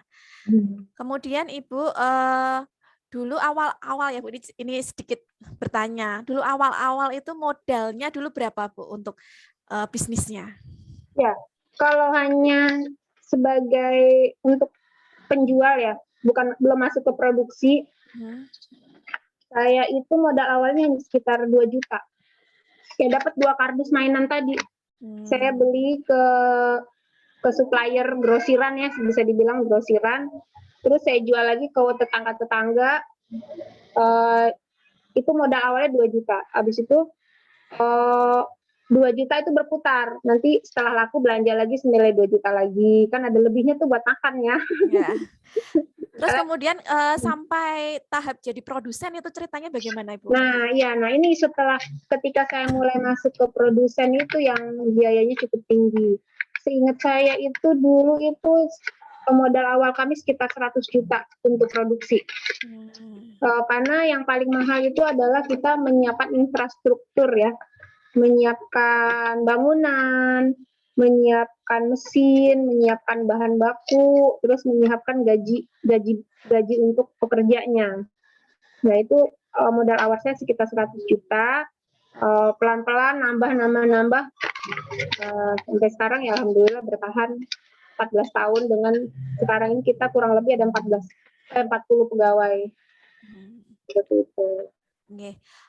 Kemudian untuk kerjasamanya dari luar negeri juga ada ya Bu ya? Kira-kira dulu ceritanya kenapa sampai bisa bekerja sama dari luar negeri itu, mungkin bisa diceritakan Ibu? Ya. Itu kami kan iklan ya, iklan di Google misalnya atau iklan di Alibaba, ikut promosi-promosi kayak gitu, mereka menemukan kita di situ. Jadi mereka menghubungi kita, kontak kami, ya habis itu lanjut dengan pesan seperti itu. Kalau dari luar negeri, dari negara mana aja Bu? Kalau sekarang ini sih kita masih regional ya, baru Malaysia seperti itu. Kalau yang luar yang seperti tadi saya ceritakan Jerman ini, ini masih belum berjalan, masih diskusi. Tapi yang udah jalan itu Malaysia. Kalau untuk kendala pengiriman ke luar negeri itu bagaimana, Bu? Biasanya kan ada banyak perintilan-perintilan itu agak susah gitu untuk pengiriman ke luar negeri. Ya, kalau sekarang ini sih karena kita masih untuk wilayah Malaysia aja nggak rumit ya. Paling packagingnya kita packing kayu gitu, produknya dimasukin ke dus, habis itu kita packing pakai kayu biar tidak patah di jalan. Seperti itu aja sih. Nggak ada Berarti untuk harga dalam dan harga luar beda ya, Bu ya? Karena kan packagingnya mungkin agak lebih rumit. Iya, harganya lebih mahal keluar. Karena memang ininya juga kualitasnya mereka kan lebih tinggi. Terus udah gitu permintaan produknya juga kadang lebih rumit dari yang biasa kita bikin gitu. Berarti bisa request gitu ya, Bu ya? Bisa. Ya itu tadi. Ini sekarang saya juga menjelaskan karena kami punya pabrik sendiri, jadi kami menerima banyak produk-produk custom baik dari reseller maupun dari perusahaan-perusahaan yang ingin punya produk sendiri. Seperti sekarang ini kami sedang menggarap gift untuk pabrik susu ya. Dia pesan mainan untuk jadi kalau kalau ada konsumen mereka beli susu sekian dus gitu ya, atau 2 atau 3 dus dapat produk mainan kami gitu. Itu jumlahnya juga banyak, sampai ribuan piece itu. Gitu. Jadi ya dari pengusaha saling mendukung begitu ya, Bu ya. Yang masuk Ibu. Monggo Pak Maji. Oke.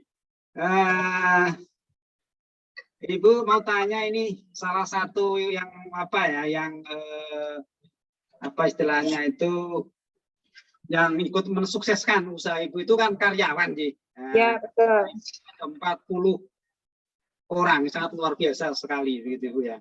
Nah ini menurut saya Ibu terkait sistem penggajiannya itu apakah model kayak dijadikan karyawan tetap atau kontrak atau harian? Apa teknisnya itu, apakah UMR atau mungkin ada apa ya semacam bonus atau bagaimana Bu? Menurut saya Bu ini karena biasanya itu kan supaya betah gitu loh Bu, supaya apa ya termotivasi begitu Bu. Nah ini mohon trik-triknya Bu, karena karyawan itu adalah salah satu faktor yang sangat mendukung usaha kita Ibu, seperti itu. Ya, betul. Ya. Terima kasih Pak. Terima kasih Bu. Mohon maaf. Ini kalau kita punya usaha gini memang SDM itu emang termasuk yang utama ya. Yang utama mendukung usaha kami karena nggak bisa kita kerjakan sendiri semuanya. Ya kalau untuk kami tuh di sini tuh ada pegawai yang digaji bulanan. Mereka terima gaji bulanan, tapi mereka juga dapat hitungan hariannya juga ada. Jadi kalau hari ini dia nggak masuk dipotong, tapi dia ada gaji tetapnya juga ada. Itu untuk pegawai yang tidak berhubungan dengan produksi. Pegawai yang tidak berhubungan dengan produksi seperti itu. Nah, sementara pegawai saya yang berhubungan dengan produksi itu kita sistemnya borongan, Pak. Penggajiannya sistemnya borongan. Jadi kalau misalnya kita kan gajian itu per minggu kalau di kami. Setiap hari Sabtu mereka gajian. Jadi kalau misalnya dalam 1 minggu itu produk yang diproduksi sedikit, nah itu penghasilan mereka bisa turun. Oh, gitu. Kalau misalnya produk yang dihasilkan banyak, dia bisa dapat penghasilan banyak gitu. Kenapa kami berlakukan seperti itu? Karena kami ini kan sistemnya masih UKM. Jadi UKM itu adalah mesin mengikuti orang. Ya kalau orang yang males-malesan, mesinnya nggak kerja. Nah itu kalau misalnya mereka kita gaji bulanan, kadang-kadang karena emang pegawai saya ini yang untuk produksi itu termasuk pendidikannya tuh nggak tinggi, SMA ke bawah. Malah ada yang cuma tamat SMP, SD kayak gitu. Jadi emang kinerjanya kalau nggak diukur dengan uang, produk yang dihasilkan kadang suka santai gitu loh. Jadi udah dapat penghasilan tetap, udahlah santai-santai aja, kadang seperti itu. Makanya kita siasati dengan borongan. Jadi kalau kamu pengen dapat penghasilan banyak, barang yang jadi harus banyak gitu, tapi tetap pekerjaan mereka kita awasi. Jadi nggak asal jadi banyak tahu-taunya jelek produknya. Kalau barangnya jelek balikin, kita balikin ke tempat produksi, perbaiki, baru kamu dapat uangnya, ya kayak gitu. Jadi yang memang itu untuk yang bagian produksi seperti itu. Tapi kalau yang tidak bagian produksi, kita memang ada, jadi mereka itu kan mengikuti pekerjaannya, mengikuti order yang masuk gitu. Kalau lagi banyak order masuk, dia sibuk tuh sampai lembur-lembur. Nah, seperti itu. Apakah ada bonus Bu untuk yang lembur-lembur itu? Oh iya, ada. Jadi kalau misalnya dia lembur ya dapat bonus.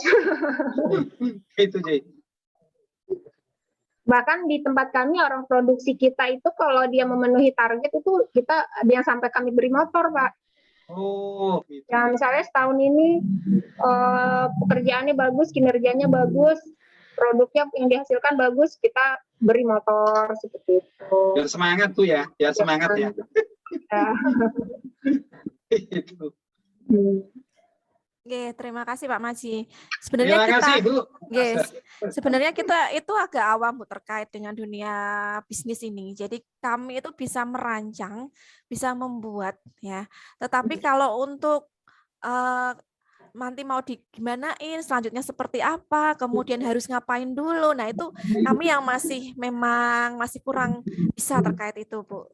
Jadi alhamdulillah berkat Bu Wahyuni ini sangat menginspirasi kami untuk lebih mengenal dari dunia usaha ini. Ya. Ini kalau memang ada di bidang di matematika ini ada workshop ini juga ya, apa merancang suatu produk itu ada? Ada. Jadi di workshop 1 itu kami merancang produk itu berupa alat peraga seperti itu, kemudian media permainan. Nah, di workshop 2 itu kami fokusnya ke digital. Yang di workshop 3 itu kami fokusnya ke pemasaran, tetapi pemasarannya kan mungkin hanya ke sosmed seperti itu, Bu. Oh, iya. Belum sampai ke bisnis, benar-benar bisnis gitu. Jadi kami itu masih kurang terkait dengan dunia bisnis itu. Iya. Kalau pengalaman saya ya memang kadang desain kita itu belum tentu diterima oleh pasar. Disitulah perlunya kita melihat kondisi di pasaran gitu loh. Produk apa sih saat ini yang sedang in? Sebenarnya di zaman marketplace ini nih paling gampang loh Bu. Kita kalau mensurvei produk apa yang saat ini sedang disukai masyarakat, kan kita bisa lihat produk, misalnya kita masuk ke suatu marketplace, kita lihat aja produk mana yang paling tinggi penjualannya. Itu dari situ tuh kalau emang misalnya gini, yang paling bagus nih penjualannya, kalau kita lihat-lihat, kita browsing-browsing itu kan kelihatan ya barang terjualnya sekian ribu, ada yang sekian puluh ribu. Nah itu di situ kita lihat, oh ini barang yang sekarang lagi laku nih di pasaran nih sekarang ini, misalnya dadu-dadu misalnya gitu ya. Nah di situ kreativitas kita gimana yang cuma sekedar permainan dadu ini kita masukkan ada nilai-nilai pelajaran matematikanya. Jadi kita jangan terlalu apa ya, terlalu idealis dengan desain kita, tapi kalau kita berniat bisnis ya, kita lihat juga yang disukai market saat ini apa. Nah di situ yang disukai itu kita bisa masukkan ide kita gitu loh. Nah sekarang ini sekarang zaman digital nih, semua orang pegang HP ya kan. Nah ini saya berpikir gimana sih anak-anak mainan ini nih disenengin anak-anak. Saya coba tuh bikin produk-produk seperti yang tadi saya tunjukkan nih, seperti kamera ini. Yeah. Nah ini saya tadinya tuh terinspirasinya dari anak-anak semuanya pengen cita-citanya mau jadi YouTuber. Pak Jokowi nanya, kamu cita-cita mau jadi apa? Mau jadi YouTuber kan? Anak sekarang ya Bu ya. Iya, kalau dia dikasih HP kan main HP terus gitu. Yeah. Makanya saya pikir kasih mainan apa ya yang kira-kira mirip-mirip pura-pura jadi YouTuber ya. Saya bikin tuh kamera-kameraan seperti ini, bukan HP-HPan ya. Ya. Kamera-kameraan kan kalau HP kan belum jadi YouTuber katanya kalau masih pakai HP. Nah ini kita penjualannya lumayan bagus nih. Sampai ratusan ribuan yang terjualnya. Pernah tidak Bu membuat apa ya mainan edukatifnya khusus anak berkebutuhan khusus gitu? Pernah tidak? Saya buat itu berdasarkan permintaan. Jadi biasanya itu klinik-klinik yang berkebutuhan khusus itu mereka menghubungi kami bawa sampelnya terus kita bikinin. Kalau saya jual sendiri tuh saya nggak jual ya, karena nggak ngerti cara makainya saya. Nanti kalau orang nanya, saya nggak tahu cara pakainya, gimana jualnya kan gitu. Jadi saya jualnya mainan edukatif yang umum-umum aja saat ini. Kalau yang berkebutuhan khusus itu saya kerjasama dengan yang sudah dengan orang-orang yang sudah mengerti cara menggunakannya. Gitu. Jadi kita emang custom, kita produksi kalau ada yang pesen seperti itu. Ya, baik Bu. Ini ada lagi yang tanya Bu. Ini banyak tanya ya Bu, nggak apa-apa ya Bu ya. Boleh, bagus. Ini ada dari Mbak Anis dari semester 7. Tadi disebutkan bahwa mainan edukatif dibuat supaya aman, melatih sensorik motorik anak. Apa ada jenis yang dikhususkan untuk anak berkebutuhan khusus tadi ya Bu terkait itu? Kemudian misal yang bisa dipakai di sekolah luar biasa yang tentunya penggunaannya berbeda dengan yang untuk anak normal. Mungkin pertanyaan hampir sama dengan yang saya sampaikan tadi ya Bu. Ya itu tadi. Saya kalau untuk produk-produk seperti itu tadi kita custom. Jadi memang penggunanya itu yang pesan baru kita buatkan.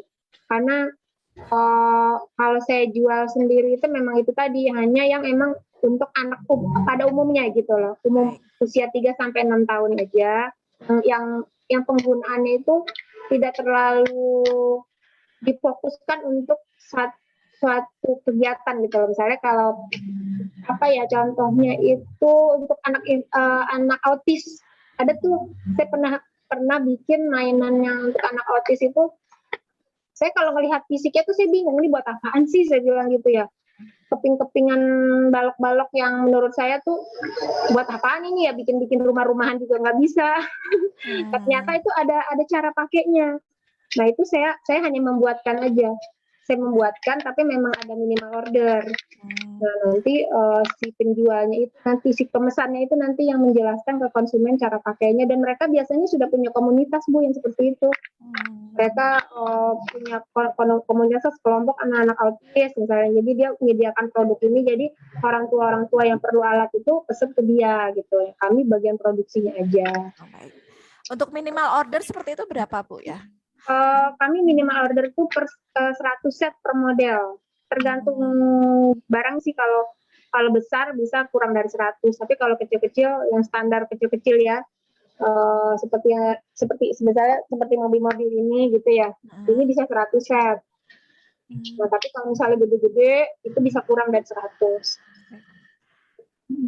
Baik, untuk mahasiswa silakan yang mau bertanya. Mbak Ira mungkin, Mbak Ira gimana? Mbak Ira mau tanya enggak?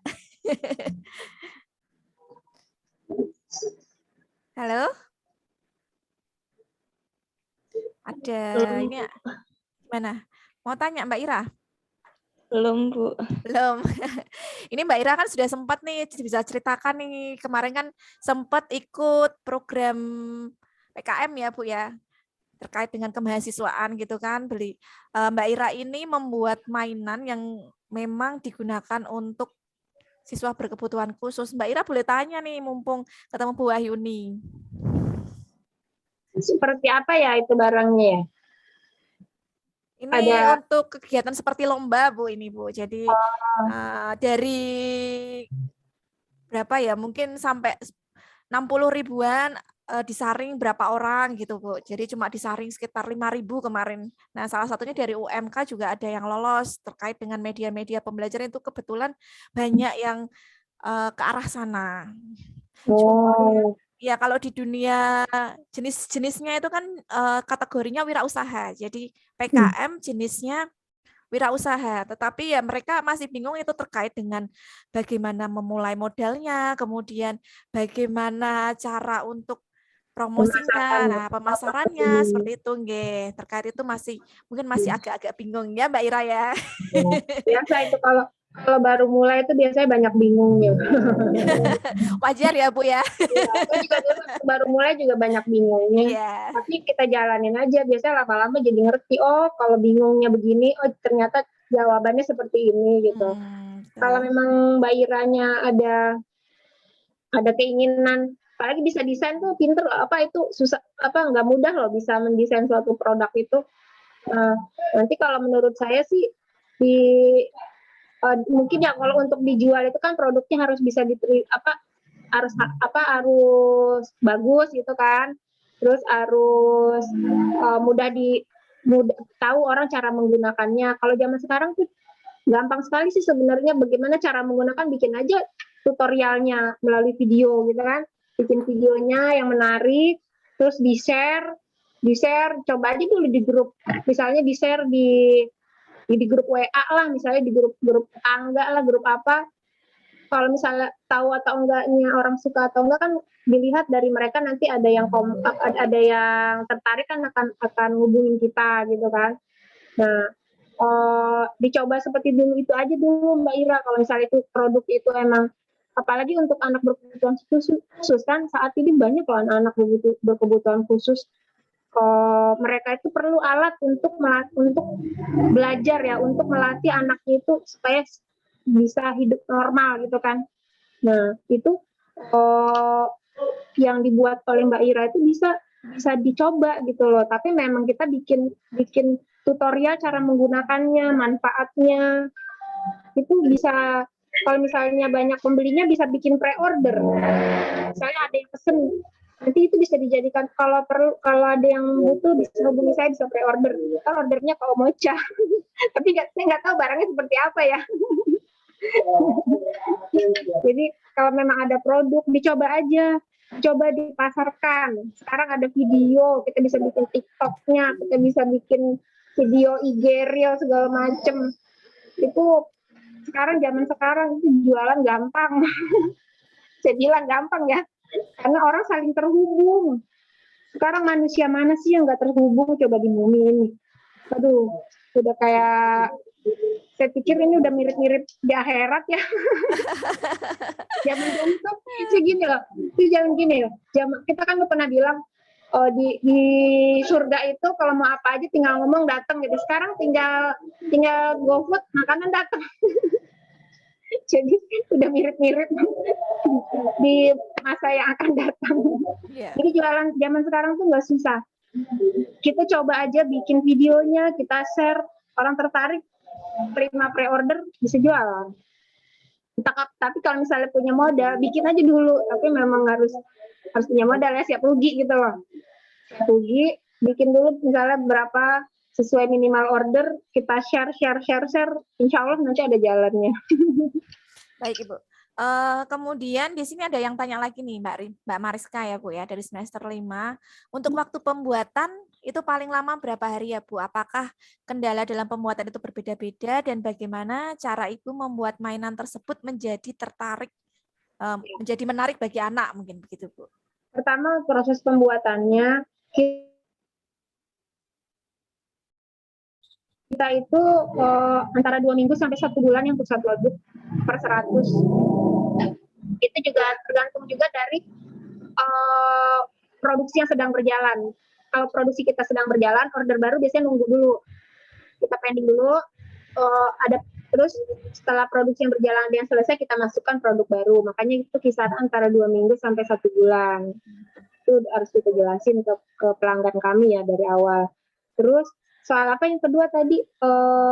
Kendala untuk pembuatan mainannya beda-beda atau bagaimana? Iya, pasti beda-beda. Ada yang produksinya gampang, itu cepat selesainya. Kalau konstruksinya nggak rumit, prosesnya tidak panjang, itu bisa kita cepat. Paling kadang seminggu 2 minggu udah selesai. Tapi kalau misalnya konstruksinya rumit, proses produksinya panjang, itu bisa sampai sebulan. Seperti itu. Memang beda-beda. Ya, apalagi kita kan handmade.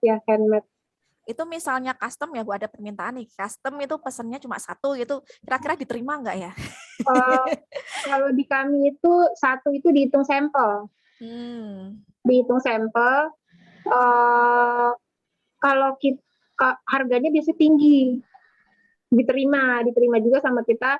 Tapi kalau misalnya kita sedang penuh ya, produksi kita sedang penuh, kami minta mereka bisa nggak nunggu gitu kan. Kadang kosong dulu baru kita bisa kerjakan sampel itu. Cuman harganya memang jauh lebih, bisa 5 kali lipat sampai 10 kali lipat malah dari harga normal. Karena hanya satu itu ya Bu ya, jadi produksinya tinggi. Ongkos produksinya tinggi. Kemudian yang saya lihat di gambar itu kan ada yang dari besi, itu besi atau kayu ya Bu ya? Ya sekarang ini, itu besi. Kita itu juga besi, bikin mainan outdoor. Kita mainan outdoor itu seperti perosotan, jungkat-jungkit. Itu kita bikin juga, tapi itu memang kita tidak stok ya, kita custom. Itu nggak perlu 100. Kita kerjain 1-2 set kita kerjain. Tapi biasanya hanya untuk wilayah Bogor sih. Wilayah Bogor aja, karena itu besar-besar gitu pengirimannya agak susah ya Bu ya. Oke, baik. Ada lagi yang mau ditanyakan? Silakan. Artinya sudah cukup jelas Bu Wahyuni ya terkait dengan pemaparan Ibu. Tadi mahasiswa juga sudah banyak yang bertanya ya. Mungkin sudah cukup ya Bu Wahyuni ya, atau mungkin Bu Wahyuni ingin menyampaikan sedikit pesan kesan terhadap prodi kami atau bagaimana? Silahkan. Ya, saya sih pesan ya ke mahasiswa-mahasiswa terutama yang sudah mau lulus. Bentar ya. Oke.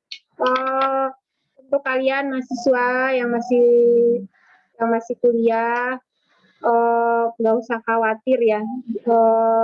Apalagi jurusan matematika ini sebenarnya peluang untuk kerjanya cukup tinggi ya di bidang pendidikan terutama, karena saya tahu banget itu di bidang matematika ini masih banyak dibutuhkan, terutama untuk belajar bikin tempat privat, terus yang bikin alat permainan yang bisa memudahkan anak-anak untuk belajar matematika. Karena saya lihat ini akhir-akhir ini karena pengaruh gadget juga kali ya, jadi anak-anak itu males ya belajar matematika, termasuk anak saya tuh. Buat dia tuh matematika ini pelajaran yang apa ya, karena belajar matematikanya gurunya ngajarinnya nggak ada permainan kali ya, bener nggak ya?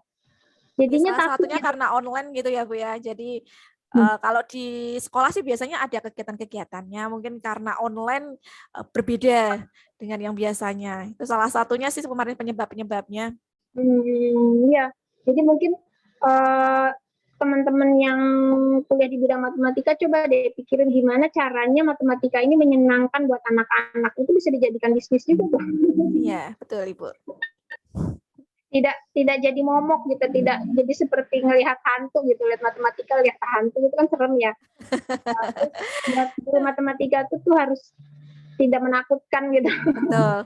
Tapi kalau anak-anak sekarang itu mahasiswa sekarang itu berbeda dengan yang dulu Bu. Kalau yang dulu kan killer-killer ya Bu ya. Iya. Kalau yang sekarang itu pinter untuk mencari penyelesaian gimana ini. Kalau anak seperti ini bagaimana ini? Berbeda dengan zaman-zaman dahulu. Saya ingat cerita anak saya, sekarang dia SMA kelas 3. Dia bilang gini, Bunda aku kok yang ini nih tentang apa ya waktu dia materi apa, aku kok nggak ngerti ya katanya. Tapi dia ikut kursus di sebuah tempat les gitu ya. Itu kebetulan dia dapat guru tuh yang ngajarinnya enak. Aku diajarin sama kakak ini sekali aja langsung ngerti Bunda katanya gitu. Padahal dulu aku nggak ngerti nih maksudnya apa kayak gitu kan. Nah itu trik-trik seperti itu tuh sampai itu gimana caranya guru-guru matematika ini bikin anak-anak tuh nggak takut dengan pelajaran-pelajaran yang Iya, menurut betul. mereka tuh mengerikan. Iya betul. Memang kalau udah lihat gurunya aja baru jalan aja udah rasanya was-was gitu ya Bu ya. Tapi Emang sekarang itu gurunya harus ini kali ya, harus kayak opa-opa gitu ya, opa-opa Korea gitu. Jadi begitu dia biar menarik datang, ya Bu ya.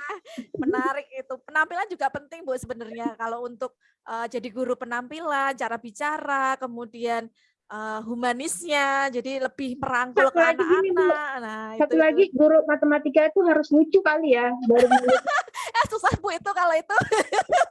dia lucu, jadi murid itu menerima dia dengan kepalanya tuh udah ringan gitu ya, udah ringan.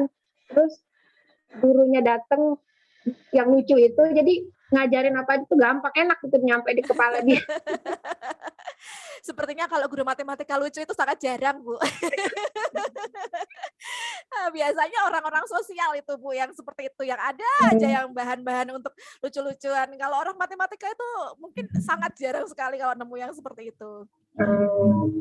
Ya, Terima kasih Bu Wahyuni untuk waktunya. Dan ya sama-sama. Alhamdulillah sangat menginspirasi dan membuka wawasan kami terkait dunia usaha, terutama di sini adalah dunia edupreneur ya, media permainan, kemudian ada permainan edukatif. Nah ini benar-benar menginspirasi kami semua, terutama bagi para mahasiswa kami yang nantinya tidak hanya menjadi seorang guru, tetapi mungkin bisa menjadi seorang edupreneur salah satunya. Karena ada beberapa profil prodi kami selain jadi edupreneur juga penulis, kemudian yang berhubungan dengan media dan calon guru tentunya. Kemudian tadi sesi tanya jawab juga sudah selesai. Selanjutnya adalah sesi foto bersama. Nah, silakan teman-teman mahasiswa bisa menghidupkan videonya. Nah, biar kelihatan ganteng dan cantiknya ya Bu ya. Kami itu dari Kudus Bu. Jadi kalau Bu Wahyuni belum tahu, kalau Universitas Muria Kudus itu dari daerah Kudus, Jawa Tengah. Jadi kadang-kadang saya suka lupa menggunakan kata G, boten, nah, itu karena kebiasaan Ibu. Ya, silakan teman-teman. Sudah semua? Oke. Ada di Anpin. Benar. Oke, sudah siap. Benar, saya cek dulu ya. Ini masih ada yang belum, Hoirin, Erika, Umi, ada Alda, Fadil. Nah, biar kelihatan nih. Ada Eka, Indi, Ananda, Eva. Nah, boleh silahkan dibuka videonya ya. Oke, sudah siap? Pose yang paling cantik ya, paling ganteng. Nah, nanti bisa di-post di status WA ya Bu ya. Mahasiswa sekarang kan gitu ya, suka status. Nah, oke, ya silahkan. Kita mulai dari yang pertama. 1, 2, 3. Oke, kemudian yang kedua, ada Mbak Rizky sama Mbak Enta, bisa dihidupkan, Mbak Fani, Mbak Fatma. Oke, kita mulai. 1, 2, 3. Selanjutnya, yang ketiga, silahkan dihidupkan. Ada Mbak Dwi, Mbak Evita, Mbak Lia, dan yang lain, silahkan. Oke, kita mulai. 1, 2, 3. Yang terakhir, ini ada Mbak Febi, Mbak Maya, Mbak Devita, dan lainnya. Silahkan dihidupkan dulu. Baik, kita mulai. 1, 2, 3. Nah, sudah semua ya. Oke, nanti bisa dipasang di status WA nih. Kita kegiatan kuliah umum bersama Ibu Wahyuni. Ya. Baik, selanjutnya tadi sudah beberapa rangkaian acara kegiatan kuliah umum dari Prodi Pendidikan Matematika Universitas Muria Kudus. Alhamdulillah juga sudah terlaksana dengan baik. Saya sebagai MC sekaligus moderator menyampaikan terima kasih terutama kepada Ibu Wahyuni dan kepada partisipan, kepada Bapak Ibu dosen karena sudah setia mengikuti acara kegiatan kuliah umum pendidikan matematika pada hari ini. Tidak lupa kami ucapkan maaf apabila tutur kata dan tingkah laku yang kurang berkenan, terutama kepada Ibu Wahyuni ya Bu. Kadang-kadang mungkin ada kalimat-kalimat yang kurang berkenan, kami mohon maaf. Kemudian kita tutup kegiatan pada hari ini dengan membaca hamdalah bersama-sama. Alhamdulillahirrahmanirrahim. Terima kasih untuk hari ini. Sekian dari saya. Wassalamualaikum warahmatullahi wabarakatuh. Waalaikumsalam warahmatullahi wabarakatuh. Terima kasih ya Bu. Nanti saya WA ya Bu ya. Ya, makasih.